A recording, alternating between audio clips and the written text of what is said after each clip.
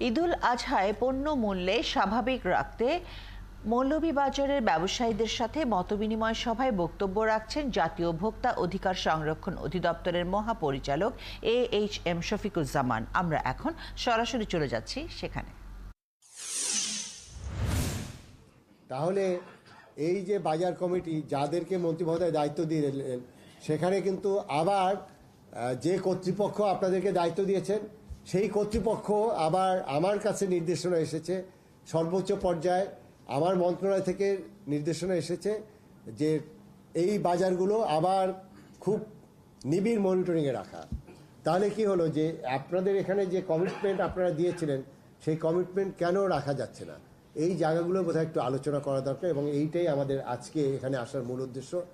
আমার কথা একটাই, সেটি হলো আমাদের এই পণ্যগুলো কত কষ্টে আসছে, সেখানে আমাদের ডিউটি কত, আমাদের কত প্রফিট করবে, সব কিছুই আমাদের কিন্তু এটি ডকুমেন্টেড থাকতে হবে।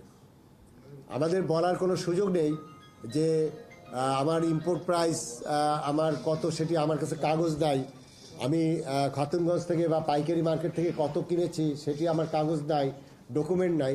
এটি কিন্তু আমাদের আইনের ব্যত্যয়।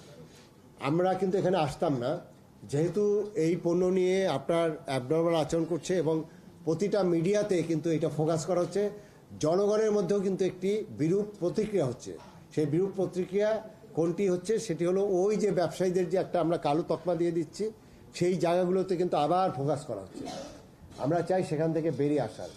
এখানে আমরা যারা বাণিজ্য মন্ত্রণালয়ে কাজ করি বা সরকারের পক্ষে যারা কাজ করি, আপনারা যারা ব্যবসায়ীরা কাজ করেন, তারা একজন আরেকজনের প্রতিপক্ষ না। আমরা বাণিজ্য মন্ত্রণালয় থেকে আপনাদেরকে সর্বাত্মক সাপোর্ট দিয়ে যাচ্ছি, সরকার অন্য প্রতিষ্ঠানগুলো সাপোর্ট দিয়ে যাচ্ছে। আমার একটাই এখানে আপনাদের কাছে চাওয়া যে আপনারা এই ব্যবসায়ী কমিউনিটি আপনারা দায়িত্ব নেন।